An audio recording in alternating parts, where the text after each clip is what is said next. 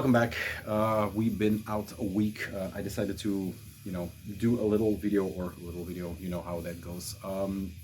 It is basically a new collection, but it is a caught in the wild, so a nice mixture.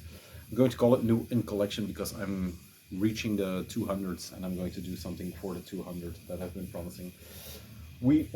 I was listening to Shellac, The End of Radio, but I decided to put on something else. Steve Albini the news just got in that he passed away, sadly, yeah. We worked together with him for Coke and Piss, not directly, I don't know the guy or anything, but yeah, a loss with Big Black, with Shellac, everything. So yeah, I decided to put on this one, Mammoth Grinder. It will become clear why we are listening to that camp of US metal. Yeah, a bit of everything. The main reason, or, well, not the main reason, because there's a lot of main reasons in here. One of the reasons for tonight is these Medieval Prophecy Records test presses that came in last week. I teased them, I think 2 weeks ago, and I teased them in the last video, but the drop date is coming near, I think, maybe this Friday, 10th of May. I'm not even sure, yeah, 10th of May, because tomorrow is the party. So yeah, they're going up at Medieval Prophecy Records. I got two, and then a third is on the way because I decided to, you know the story, and I'm not really into test presses. They're always overpriced. They never live up to what you want. But New Era started to, get these space on covers, and there are a few others that do it right. Medieval Prophecy, of course, went a step beyond and made it a total package. So I decided to pick up the Warthog Pagan Pride. You should be sick to death by now of Warthog. Although I always misrepresented them in the sense that I lumped them in with Diabolical Full Moon and the entire VLS thing. Now, you can't blame me. There is VLS on the cover, of course.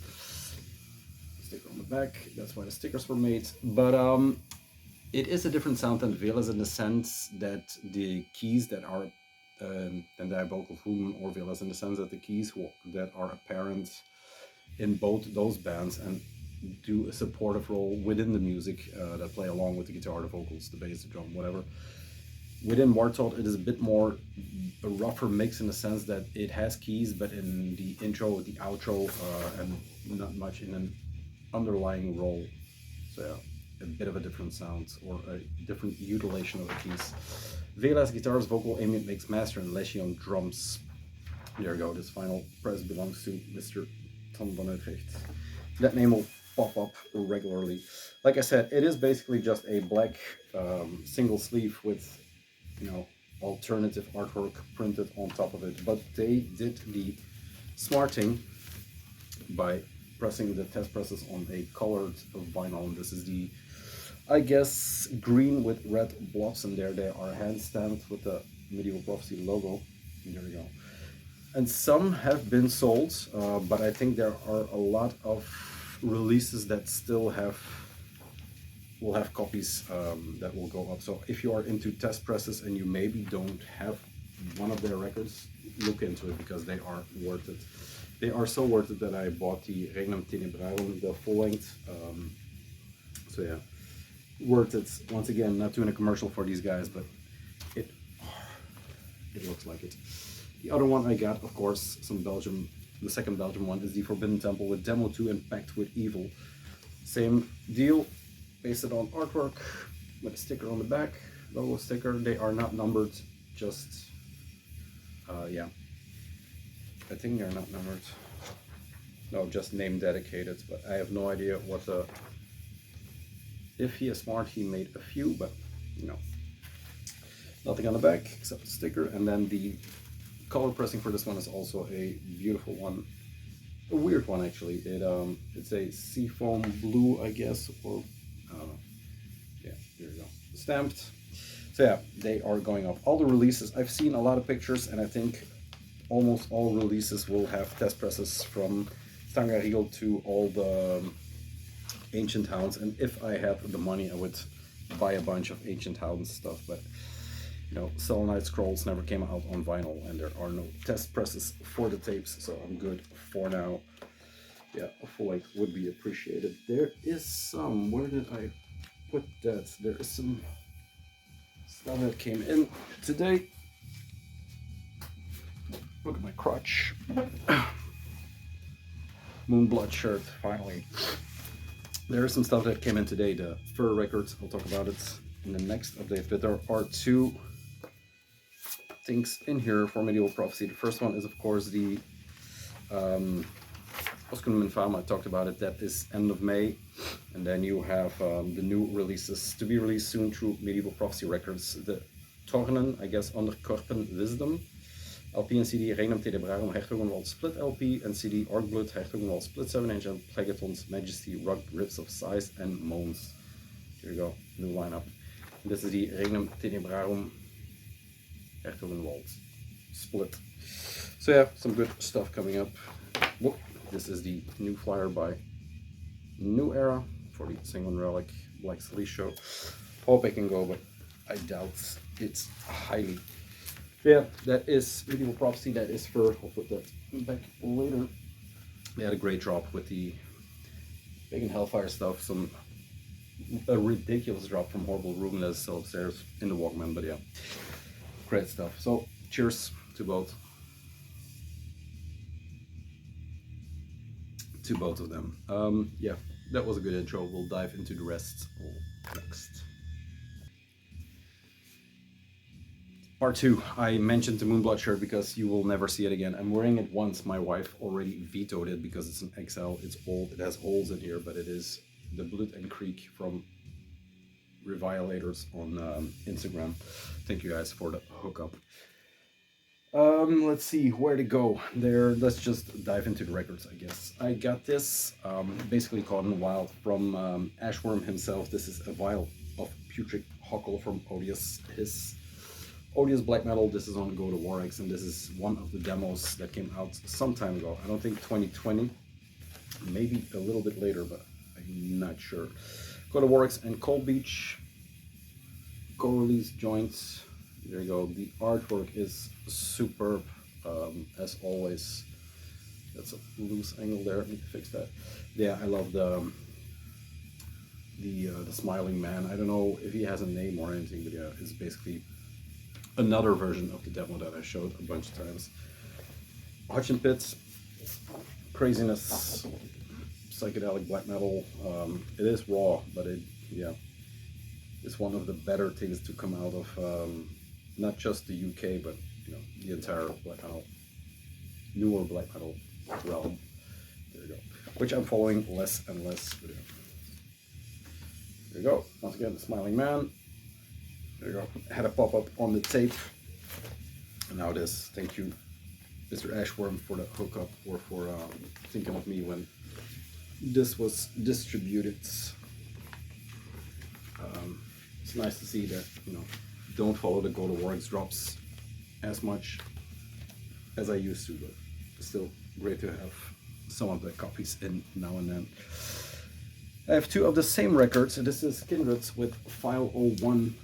The original I showed, I guess, about a year ago now, because the story that I told then, where I found the test press, or got the test press through a acquaintance of mine that was into house. He collected a bunch of house maxis, or he took a bunch of house maxis from a local record shop about 15 years ago now, maybe.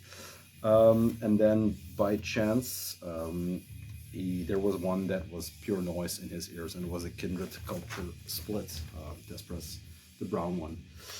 That entire story is now in this record, in the sense that this is a Belgian, from my neck of the woods, hardcore band that played not in the style of 8000, but around the same time as the most bands in the 8000 scene. But because they were from this neck of the woods, they had their own style, or vibe, as the kids call it these days. There is a lot of bounce and rhythm in here. There's a metallic stuff in here, but these kids were also listening, or at least some of the guys were also listening to hip hop, I think. Because there is some groove in here that is infectious, to say the least. It is a very special record to me. It was already, because it was one of the records I grew up on. I saw them once, I think, because I didn't go to shows that much when I was younger. I don't do it today, but Yeah, it's a love-hate relation, but it is re-released again on 30-something records from Germany, 2024. And yeah, it's become a very beautiful record. It is a gatefold for a single version, but the entire story is yeah, the the crutch for the entire story is the test label anecdote, I guess, which I shared with Jan some time ago at I think it was the Funhouse Festival. There is a lyric sheet with some live pictures. They only have live pictures. They always played live, live, live. When did it came out? 96, yes, December 96. The Kindred Culture split was from 97, which I'm still looking. I traded the test press with a guy who has almost everything except for that, and I'm, like I said, I'm not really into test presses, especially when there's no artwork on it. So I'm still looking for the, or was still looking for the split, because the tracks are now on here. I think Retribution, Existence, and Blank, but I'm not sure, probably. Yeah, it's great to finally see it re-released. Yeah, not that long ago, I was promised another copy of File 01, the white one. I think I have the black one, but cool. Always nice to see your, you know, your name on something. It is there. Story test pressing. Something that it shows up again. You know, a record that I, yeah, without over exaggerating, grew up on. Listened to that when I went to school in my Walkman. You know, the entire FSU, Maasmechelen, Lindfabriek, whatever. It is crazy that this is still this is released this year. But yeah, there you go. So, like I said, the anecdote is in the gatefold. The other story is about Bjorn from Rise and Fall meeting them in a train going to Iberfest. So yeah, it has become a celebration of Belgian hardcore, to say the least. But yeah, there you go, File 01. Check it out. I think a lot of people, if you have an inkling of interest in Belgian hardcore, like 8000, like Congress, Length of Time, which is later, Liar, Regression, stuff like that, check it out. It is not dead, but it is dead, because it's basically the same time. It started in 96, I think half a year later, it was over with. They did some half-baked European tour, and then it was done. So I think the Instagram now exists longer than the band has ever existed. So make of it what you will. I think they will go back into obscurity soon. But yeah, for now, cheers, guys. Glad to help out in a very, very small part. Let's see. We have two from a show bag and then a true Caught in the Wild. I'll do the show bag first. This I went to Jules, the guy I went to Dungeon Synth Fest with. He is a showbooker now, and he booked Diocletian and Serpent Mass from the Cosmocrator world. Diocletian, of course, is the war metal band on Tordegarten, Nuclear War now, and I have to admit, I'm not too familiar with the band. I heard it here and there, but I don't have their releases. They play what you would expect from a war metal band, full barrage of, you know. And Serpent Mass is is a bit more into the black metal again, but it has tinges of that war metal, so it was a perfect matchup. They also have the blasphemy-esque corpse paint.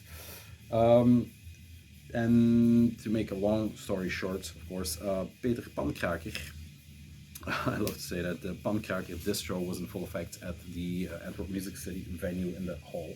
It was raining, but he just had enough roof to cover it all. He started, I think, half a year ago, just amassing stuff, and now he is, you know, he has a web shop. I'll try to link it up for the Belgian folk. But yeah, he has a really good selection. There were actually two. I had the Calgary, which I put back on into Endless Chaos, and then I just ripped these two out of the collection because older records from his, I think from his stash or from his collection, then put in the bins. This is the first one, Tormenting the Holy Trinity since 1989 from Mystifier, one of the Brazilian bands. Yeah, just a continuation. I had a bunch of Sarcophago. Why not pick some more up for a good price? I had a Volcano in my hands today in the record shop. I'll talk about, but a later one, which was a bit too, not too expensive, but I had a bunch already. So yeah, this is a, it is not a official release. So basically, it's a bootleg of their demo material. Track 1 to 8 is demo 1, Tormenting the Holy Trinity, from '89. 9 to 10 is a 7-inch, The Evil Ascension Returns, from '90s. Excuse me. All music and lyrics composed by Beelzebub by Mystifier. So yeah, this is a co-release between a Brazilian label, or yeah, not sure what that says, but then Ronde Tocht from Beyond Productions, from Holland. So yeah, a official, unofficial bootleg. There you go. Look at that picture. That only shows up in the in the Brazilian scene, the white corpse paint. Never saw that before. Chains, spikes. So yeah, cool enough to pick up. I couldn't leave it behind. There is a small inscription on the inner there. The lyric sheet is missing, but lyrics and all, who cares? Especially Brazilian 80s trash lyrics. But yeah, would have been nice. I'll get it somewhere. Has a real bootleg label from Beyond, like I said. Yeah, 2002 release. There you go. Clean copies. The cover has some wear on it, but just enough to make it the perfect copy. Let's see, Mystifier secondhand classic demo on vinyl. First time on vinyl in 2003, I think 2002. But yeah, let's forgive him. From Beyond Productions. Cool to see something like this, in the bins, ready to get wrapped up. And he was actually surprised that I took this one and then the next one as a 1-2, and maybe that is the cover for today. But yeah, couldn't leave these behind. Second one, I'll put Mystifier on. That is a mistake, I know, but yeah, let's do it. Mammoth Rider off. There you go.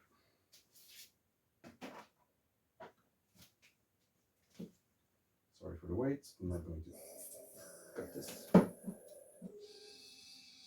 There we go. And we're back.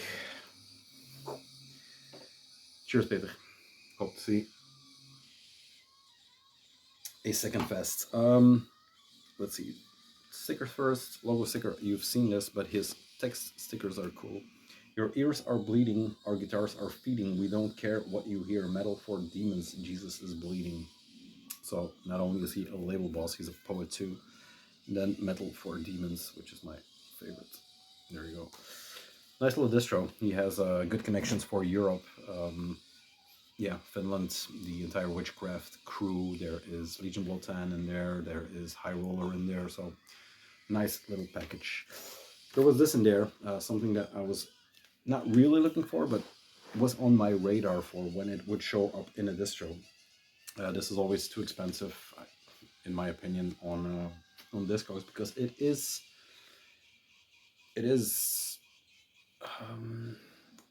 part of the Beherit discography, but it is a compilation.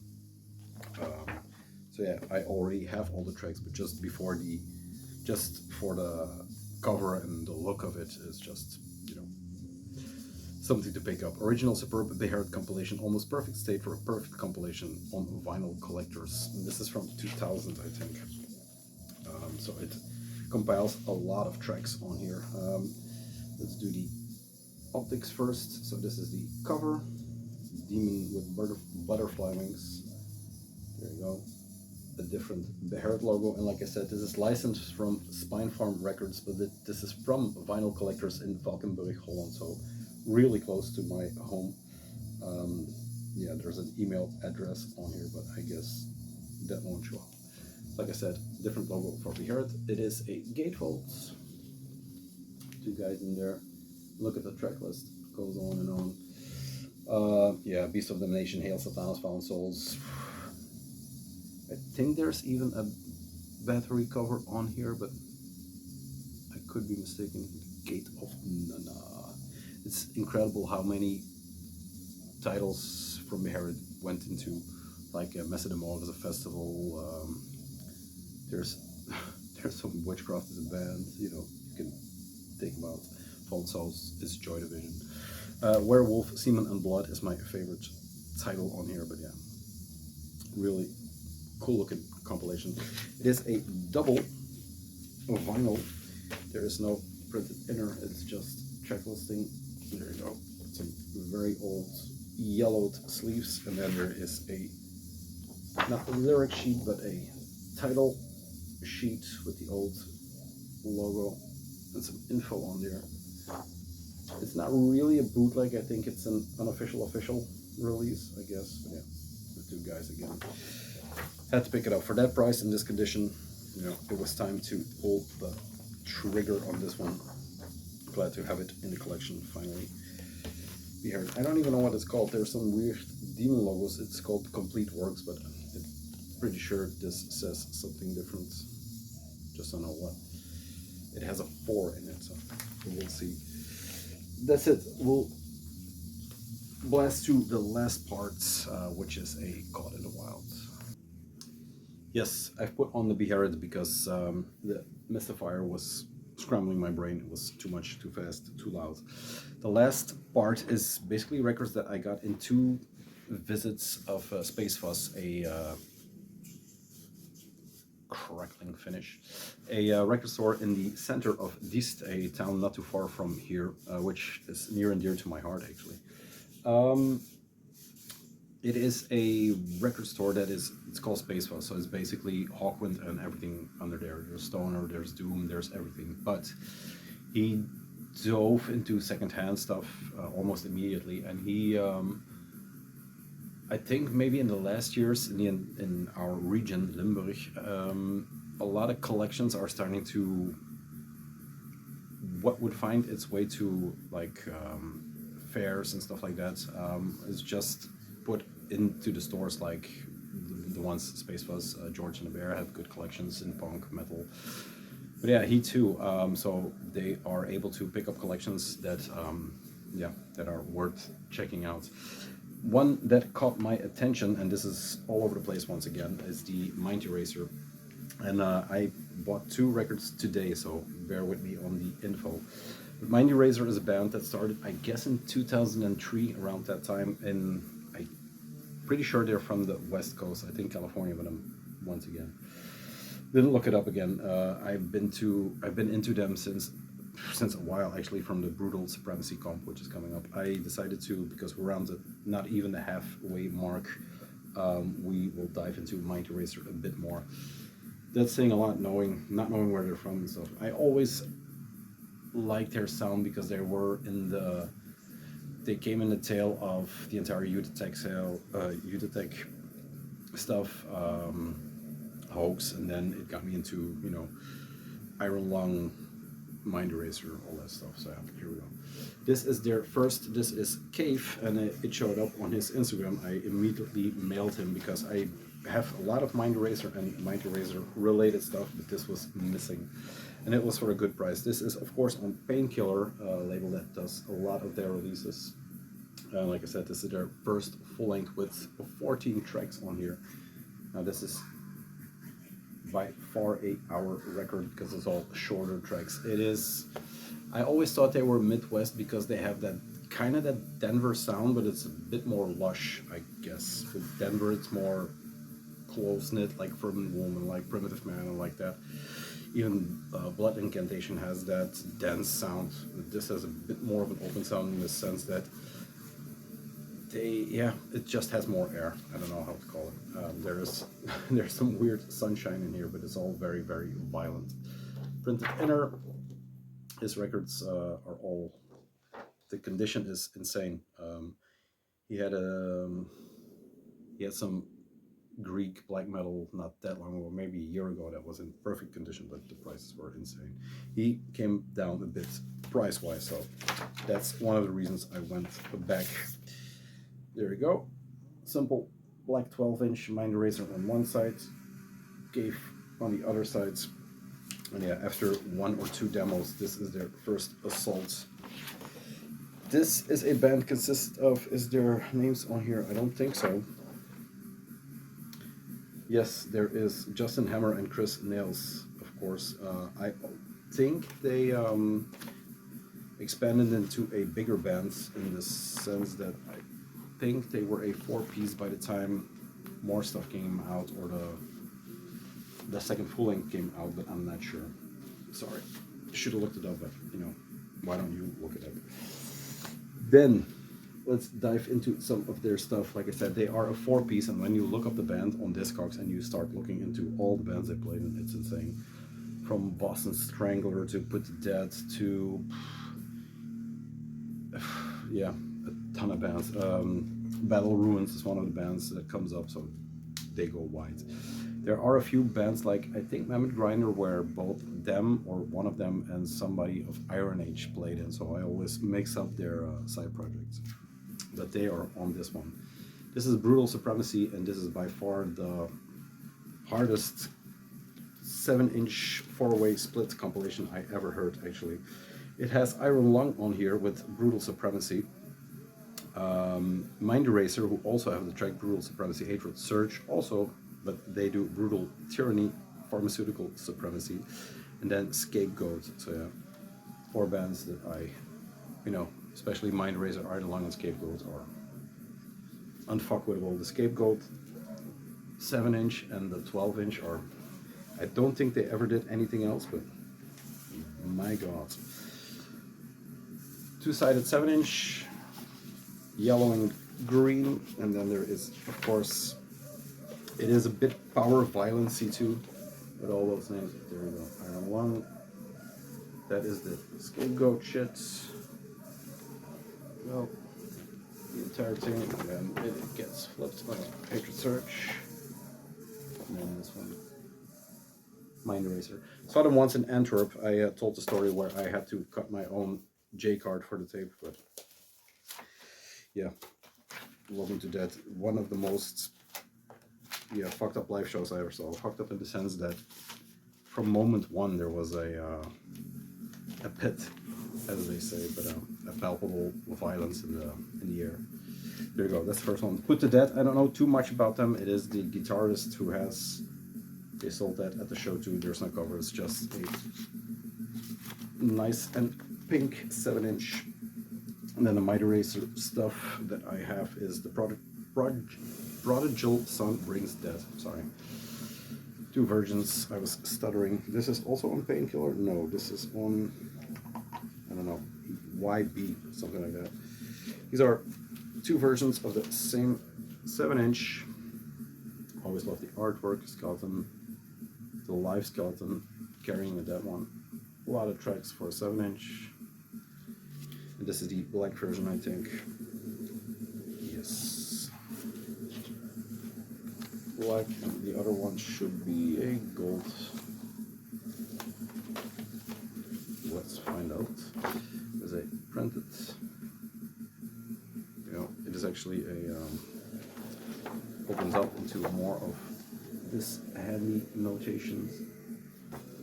But yeah, this is the first one, and the second one, basically the same artwork, but not a gold one, but a pink one. Very, very violent. They I have 2 more full lengths by them. This one I know the least of. It is Unconscious, I guess, yes. There you go. I know this the least. I think this is a later one also. There you go. This is on CP, not sure. Yes, I don't know. Should listen to this. This is the first thing that will go up, because I was surprised to find. I saw this on Discogs first, and I was like, oh, I have that one. So yeah, it's been a while since I delved into or digged into Mind Eraser. That's that. There is no insert. There you go. Holy Man, and then more of those scribbly, wavy lines. Yeah, that's another full. But I think, if I'm not mistaken, it's 2 long tracks like Iron Lung is known for.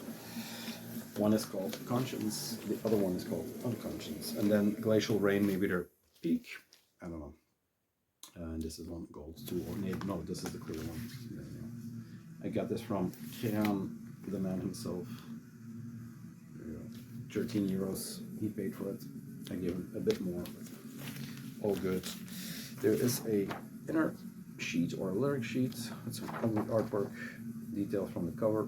I love the cover, but the details are a bit wacky. Label, this is on Painkiller 2, this is the back. But yeah, check it out if you are into, like I said, power violence, hardcore, burly Midwest, but still from California. Into something like this. This is the band that came out of it, and this is Battle Ruins. This is the 7-inch Blood Eagle Traitor Stomped Out War Pass Ahead, Heart of Fire and Stone, all rock and roll disgrace. A band that has all that, but then puts street oi and street punk into it, but always with that. Eternal Champion has the same thing in the sense that they do all that, but then the Dungeons and Dragons, Lord of the Rings stuff, Conan stuff, these are that, but then street punk. So two bands that kind of had the same trajectory, but ended up in different parts of metal. Yeah, very cool. 7-inch. This is the first thing I scored on Kindred, I guess. Just popped up all of a sudden. Yeah, love the artwork, love the sounds. Should have more. There is a box set that came out of all their material, but you know, there you go. I think on this label, but I'm not sure. There you go. Battle Ruins. That is the 7-inch. I have one more thing by them. Then we're off. Mind Eraser. But yeah, check them out if you're into. Even if you're into just the Denver or the Youth Tech style, you will get there in the end. So. Battle Ruins, love the cover. They have one more full length that came before this that is, no, too expensive, but love this. Glorious, Deadly, Under Waves, Same Enemy, Below the Black Sun, Atomic Fire, and let's not kid ourselves, this one will go on the record player. Martyr Victory, Slain, Stripped, Scalped, We Are the 10th Legion, and the Day of Idols Fell. The Day the Idols Fell. There you go. Just enough ruins on there to make it semi-sketch, but it's far from. There you go. A Viking ship. Like I said, Eternal Champion is never too far away. And then this is the blue version, not the black first press, but I think second press. There you go. That was Mind Eraser and Battle Ruins, and Jesus, yeah, to see them live once again, whatever, both, I'll take it. There you go. Battle Ruins. This one will go up next for the last part.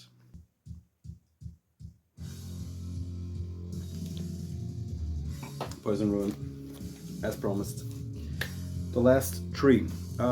Dead rock into old hardcore. Here we go. Let's do it. Picked this one up today. When I was there the first time, I picked up Cro-Mags Age of Quarrel, which will top this video. But I saw this in the bins and I glanced it a few times in the past. I know one of a dear friend of mine, I should say, who I haven't seen in a long time, has the Goldman tattooed on the inside of his arm. Another buddy of mine, Jens, is completely in love with this record, but I always touched it because I know they were big examples for a lot of things, because this record is from 87 or 89. It says 82 here. 82 is possible. It's early, but okay. They were an example for the whole New York or the Nuke York scene, the Anastasia, that kind of stuff. The entire Dead Rock actually that ended up being that. But yeah, this is Christian Dead, Only Theater of Pain. I saw it in the bins. I listened to it on the way home, and I just, when I got home, messaged him like, put it aside, because it finally fucking clicked. Like I said, on and off, listened to it, never clicked, which is weird because something like Anastasia I talk about, it's in rotation, it gets talked about here. If you picked it up, good on you. It is a grain of sand rolling through these videos. This is the record that started, I guess, that all, because it has that, for that period of time, I should know what year it is. It says 82, but I'm really not sure. I thought it was later. If it's 82, Jesus. It has a lot of hard punk in here that, yeah, it's kind of street punk, but in a weird, And I'm harping on a year. It's 87, but there is 82 for some reason. I think American Legion Music was started, I guess, for BMI, something like that. But yeah, 87 normal records made in West Germany. This is a record that is usually put in the death rock category, but it has so much punk influences on here that it's way harder than a lot of the punk that came out around that time. They look a bit weird, they look a bit goth. But once again, they started this. It's all, I mean, Saul Edwards Scissorhands grabbed from here, or Tim Burton grabbed from here. He's holding a dead cat, for crying out loud. Side A is good. The first few tracks, the entire record is a beast, but it has a block of tracks that is incredible. It begins, I think, with Dream for Mother, the last track on the A side, and then it goes into Stairs and Certain Journey, which is actually the first track I heard. Spiritual Cramp, Romeo's Distress, That Block, I guess the entire B side, but That Block is what I listen to all the time, 1, 2, and 3. Ross on vocals, James McKirty on bass, Rick Agnew on guitar, and George Belanger on drums. This is, like I said, the German pressing on normal. It came out on Frontier Records UK and US pressing first. This is the gatefold version with some more pictures. Very good condition, actually. Plays incredible. The artwork, I mean, my God. I think the original were not gatefolds. I'm not sure. There we go. It says lyrics printed on the inside. I don't think there was a lyric sheet or anything because the lyrics are basically in the gatefold. But my God, what a record! If you have problems getting into it, just skip the A side and start at B. But you know, work your way back, just like Nachtwind. Beautiful record. I mean, there you go. Will be played a lot of times on a lot of nights. And then the last two. And I have to thank Francis for, hooking me up. These are expensive records, but he always gets me a good deal. The Christian Dead was not expensive. I think the Mind Eraser was also not expensive, but these cost me a pretty penny. And for good reason. I should have these in the collection a long time ago, but they don't pop up. This is In the Age of Quarrel by the Cro-Mags, a 87 record from the same year Christian Dead was. That's why I was doubting it. Iconic cover, I think so. It is the inevitable, and this is the first full length by the Cro-Mags, the LES New York gang that is centered around Harley Flanagan and John Joseph, Michael, Matthew, and Mackie. The guitar was played by Doug Holland, but especially Harley Flanagan and John Joseph are of importance here. For the main story, I should say. It's been quite the band. They started at this is 86. I think the next one is 85. This came out in 87, like I said, recorded in 86. East Side Studios, New York.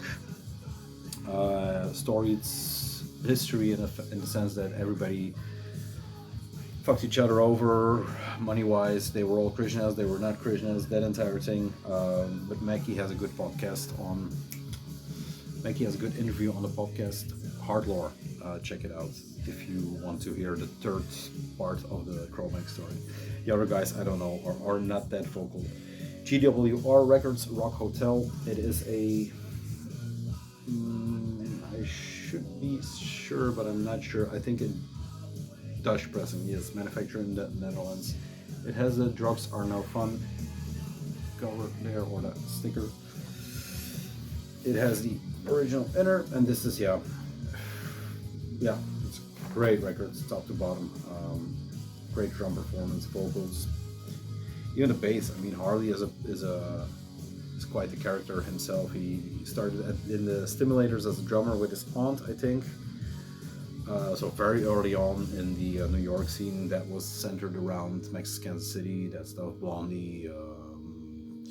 He has pictures with Lou Reed, I think Motorhead, they played with Motorhead a bunch. So if you are not familiar with Cro-Mags, get familiar, because you are missing out here and there, especially on this record. There you go. The Metal Wave. And there you go. This has a few versions. This is the one of the first European pressings. The Americans are even harder to find. Controversial pitbull dogfight there, and that leads us into, beast.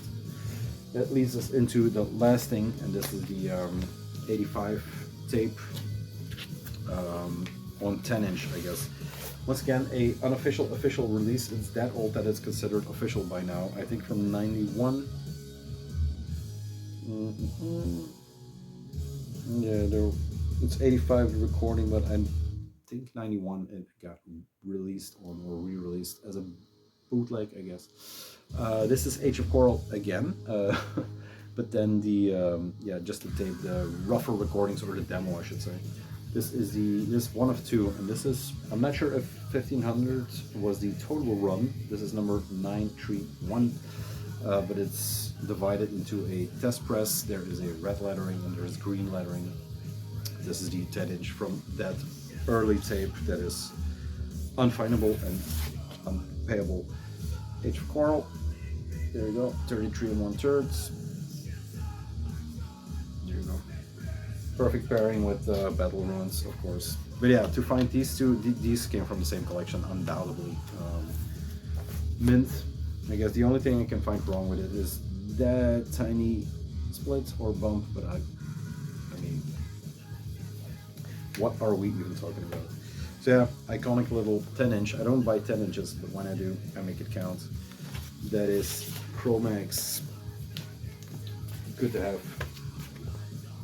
The stalwarts. There you go, finally in the collection. 1 and 2.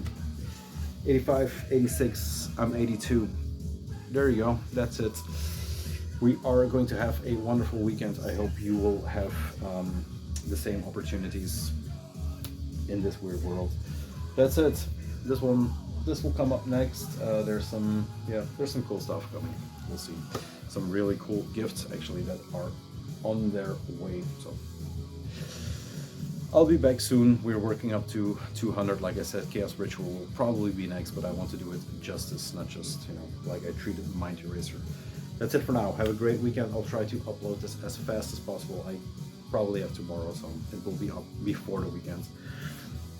I hope before Friday, because the Medieval Prophecy Test Press deluge is coming. Thank you again to Vintage Violators, and yeah, that's about it. Thank you for watching. Please comment. Let's get some dialogue. I don't ask it all the time, but that's it. Party on. Peace.